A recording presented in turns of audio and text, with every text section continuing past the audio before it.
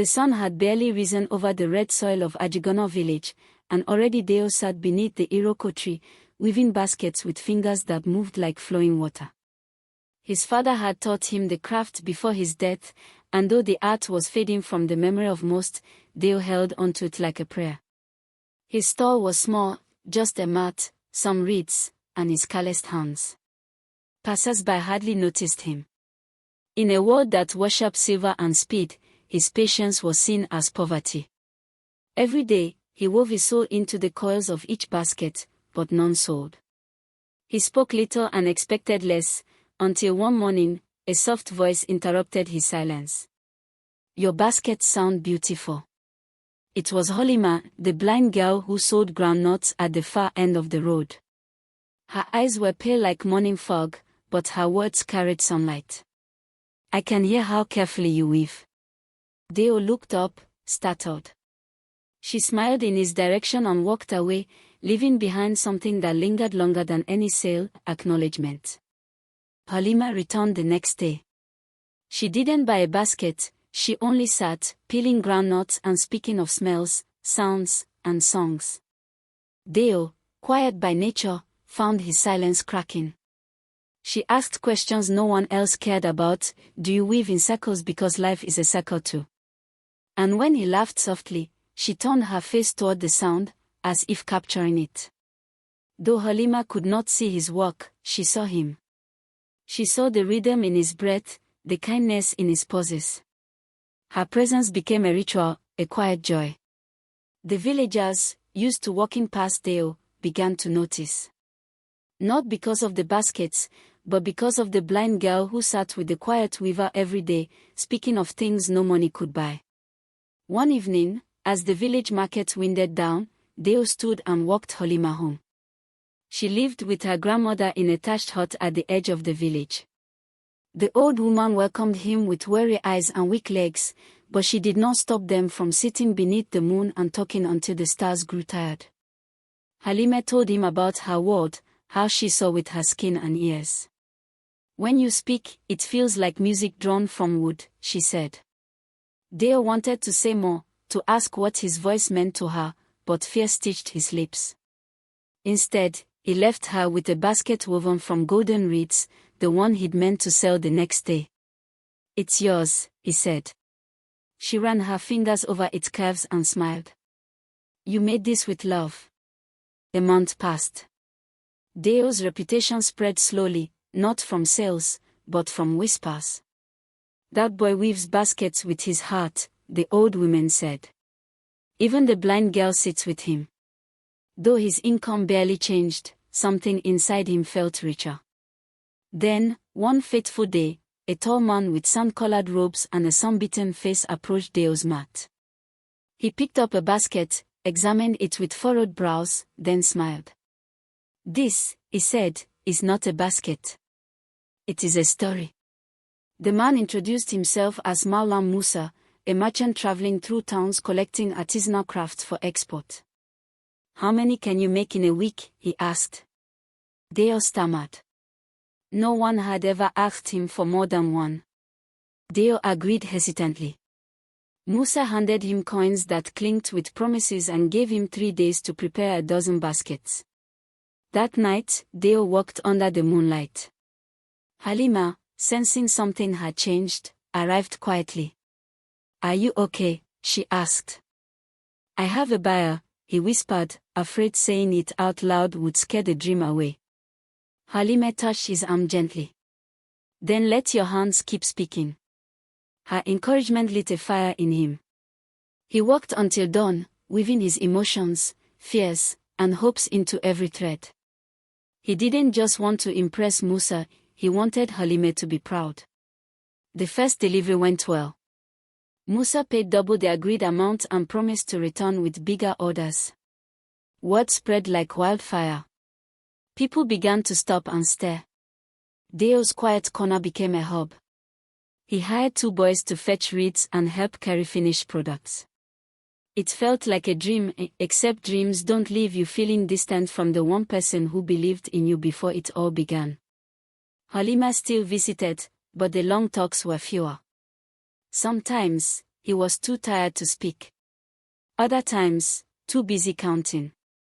She said nothing, only smiled gently when he kissed her hand in thanks. But her silences were growing longer, heavier. Success came quickly. Too quickly. Musa brought clients from the city, people with shoes too clean for Ajegunle's dusty roads. They wanted baskets in new shapes, colors that matched curtains, prices that meant nothing to Dayo but made his head spin. He rented a store. Hired more hands. Bought new clothes. But with every thread he wove now, something felt missing. The baskets were perfect, symmetrical, and hollow. Halima visited less, saying she didn't want to get in the way. When she came, she sat quietly, fingers no longer running over the new designs. "They don't sing anymore," she whispered once. Dayo ignored the ache in her words. He threw himself deeper into work, trying to chase a fulfillment that kept slipping. He was invited to showcase at a Lagos gallery. His photo appeared in a magazine. But at night, he would stare at his ceiling and remember the sound of Halima peeling groundnuts beside him.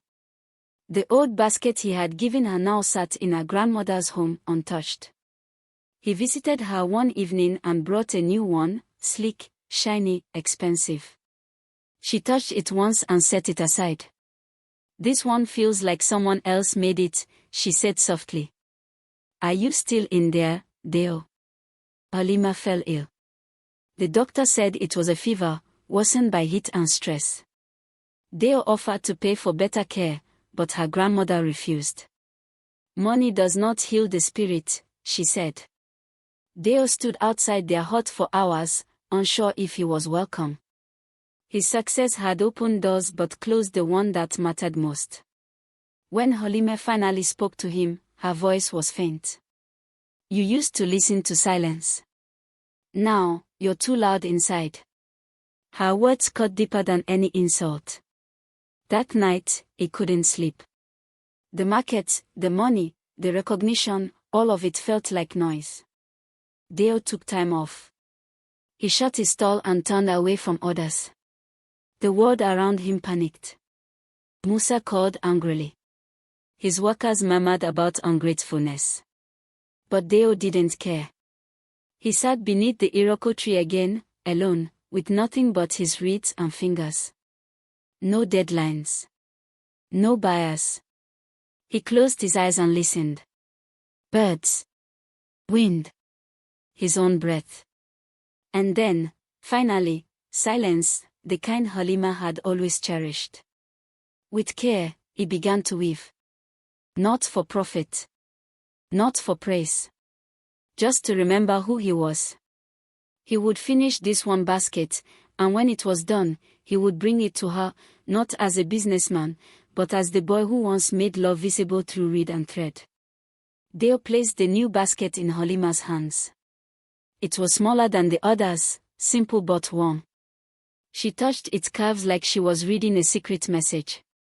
"This one," she said softly, "feels like a memory." Her fingers lingered, and Dayo, watching her face, felt the tension between them begin to melt like dew in morning sun. They sat together in silence, no words needed. It was like coming home after wandering far. Her grandmother nodded approvingly from the doorway, as if she had been waiting for this moment. Dayo didn't ask for forgiveness.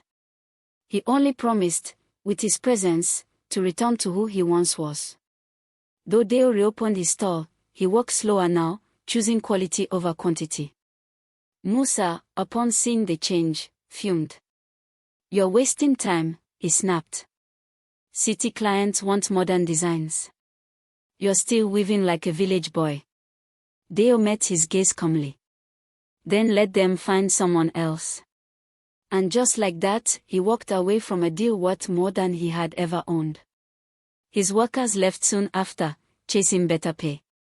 But Dayo didn't mind. He was building again, not a business, but a purpose. He created new designs, blending tradition with quiet rebellion, and with each piece, he heard Halima's voice in his mind, "Let your hands keep speaking." One day, Halima surprised him. She stood beside his mat, holding a reed in her hand. "Teach me," she said. Dayo was stunned. "You want to learn basket weaving?" She nodded. "I want to feel what you feel." And so, under the shade of the iroko tree, he guided her hands with his own, showing her how to bend the reed gently, not break it. They laughed when her first attempt collapsed. She laughed louder than he had heard in weeks. That day, they wove their first basket together, lopsided, imperfect, but filled with joy. Their time together deepened, their time together deepened. Halima began selling her groundnuts in baskets she helped weave. The villagers took notice, not just of Dayo's talent, but of the way Halima moved now, with more confidence. Her blindness no longer defined her. She was a teacher, a weaver, a part of something beautiful. Children gathered to watch them, and some asked to learn. Dayo and Halima began teaching basket weaving in the evenings. It wasn't business. It was legacy. They called it also Ayamf, the cloth of love, because each basket told a story stitched with laughter and care. Despite his smaller income, Dayo felt richer than ever. He had Halima, community, and a craft that connected him to his father's spirit. But not all watched with joy. Musa returned with lawyers, claiming he had invested in Dayo's rise and wanted compensation. "You owe me," he said. "Without me, you'd still be in the dirt." Dayo, unshaken, offered him a handmade basket. "This is what I owe you," he said. "The man you helped me become was not who I wanted to be." Musa spat at the ground and left, vowing revenge. But Dayo only smiled. He had finally taken back his name. Halima's grandmother fell ill not long after. Dayo and Halima took turns tending to her, boiling herbs and feeding her broth.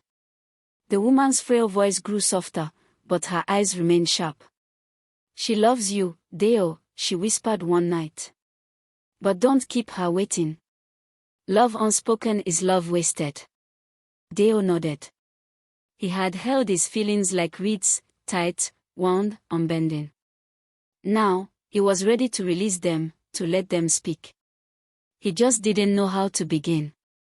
He decided to tell her through his craft. He began weaving a special basket, unlike any he had ever made. It was wide and deep, made from reeds of 7 colors, each representing a promise, patience, laughter, growth, safety, honesty, faith, and love. Every day, he added a new layer. Halima grew curious but respected the mystery. "You're quiet again," she said. "Are your hands dreaming?" Dayo smiled. "They are telling a story. You'll hear it soon." When the basket was finished, he would not just give it to her, he would ask her a question with it. The basket was completed on the night of the first rain. Dayo cleaned his store, wore a simple white tunic, and carried it to Halima's home. Her grandmother, now bedridden, watched from the corner. Halima sat outside, listening to the sound of thunder roll across the sky. He knelt before her and placed the basket in her lap. "This," he said, "is my heart. Every reed is a truth I want to share with you." She ran her fingers across its layers. "It feels like a sunrise," she whispered. Dayo took her hands. "Halima, will you walk beside me, not just in silence, but in everything?"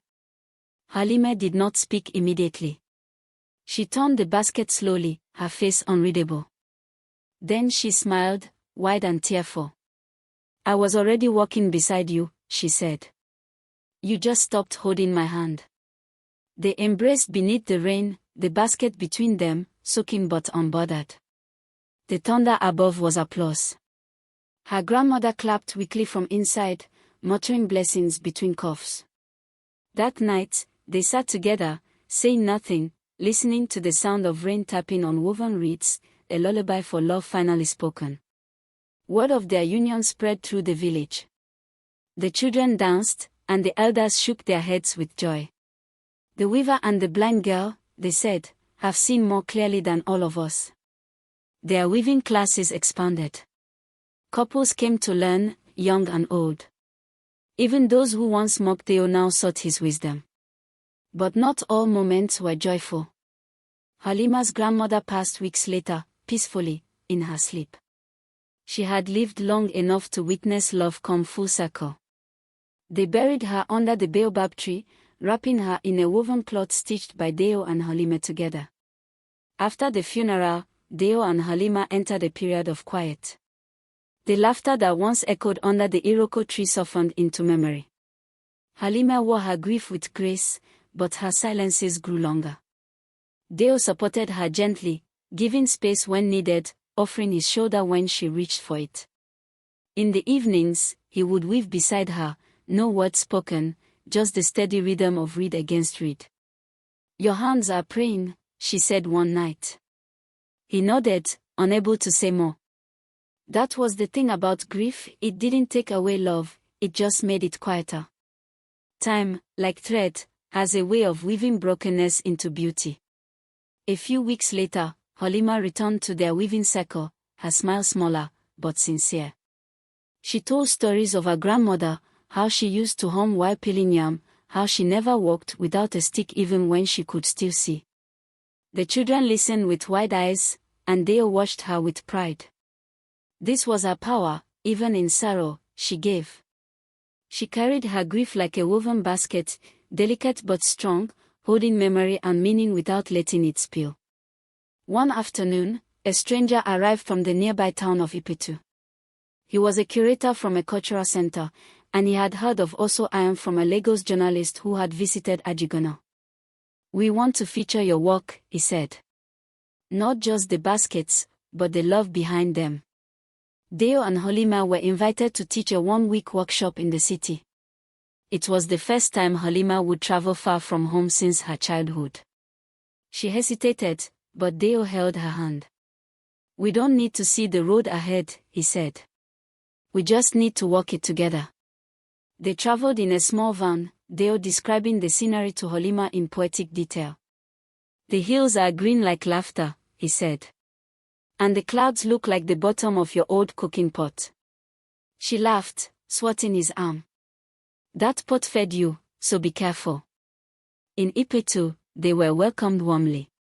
The cultural center was alive with colors and curious faces. Halima stepped forward, unafraid, and spoke about weaving from the heart. Dayo demonstrated their method, and by the end of the week, they were not just teachers, they were storytellers, keepers of memory. The success of the workshop brought new opportunities. Invitations flowed in from nearby towns, even across the border. But Dayo was cautious. He remembered how easily he had once been swept away by ambition. He turned to Halima, always his compass. "What do you want?" he asked one night. She thought for a moment. "To teach girls who think blindness is a prison," she said. "To show them it's not." And so they began a side project, training blind girls in weaving and storytelling. They called it the Seeing Hands Project. Back in Ajegunle, life bloomed. The community now viewed Halima as more than the blind girl, they saw her as a teacher, a leader. Mothers brought their daughters to her, and young men sought Dayo's advice. The Iroko tree, once his quiet sanctuary, had become a classroom, a gathering place of hope. They lived simply, despite their growing fame. The basket sold well, but Dayo refused mass production. "Let each one be a story," he said. "Not a product." They still weaved together every morning, fingers brushing, smiles exchanged between coils of reed. Then came news from Lagos, an international art fair was interested in their work. The prize included a grant to build a weaving academy in their village. Dayo was unsure, they had grown peacefully. Would such attention bring noise again? Halima reminded him of something he once said. "Love that hides is not love that grows." They agreed to present only 5 pieces, each one telling a personal story, from loss to legacy. Halima would narrate the journey in spoken word. Dayo would sit beside her, weaving while she spoke. They traveled to Lagos, Halima's first time in a bustling city. The noise overwhelmed her senses at first, but Dayo stayed close, guiding her steps. Too many horns, she muttered.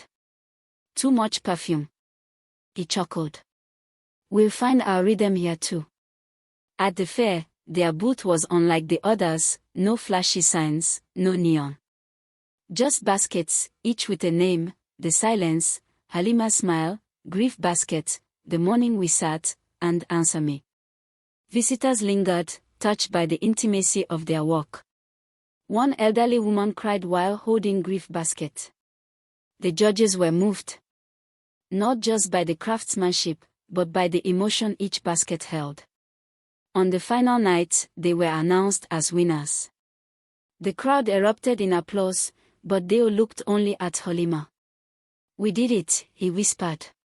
She held his hand. We are it, she replied. The grant money would allow them to build a permanent weaving center back in Ajegunle, one where blind girls, orphan boys, and anyone searching for meaning could find a seat and a story. The road had led them here, but their roots remained deep in the village soil. When they returned home, the whole village celebrated. Drums, dancing, elders offering kola nuts and blessings. Under the shade of the iroko tree, Halima stood and spoke. We were once two invisible people, she said. But we saw each other. And that is what made everything possible. They laid the first brick for the center together, fingers brushing just like when they wove. Children sang. Old women all related. Dayo closed his eyes and felt the breeze carry his father's voice, soft, proud. This wasn't just success. It was fulfillment. Not earned through gold or recognition, but through love that never stopped weaving.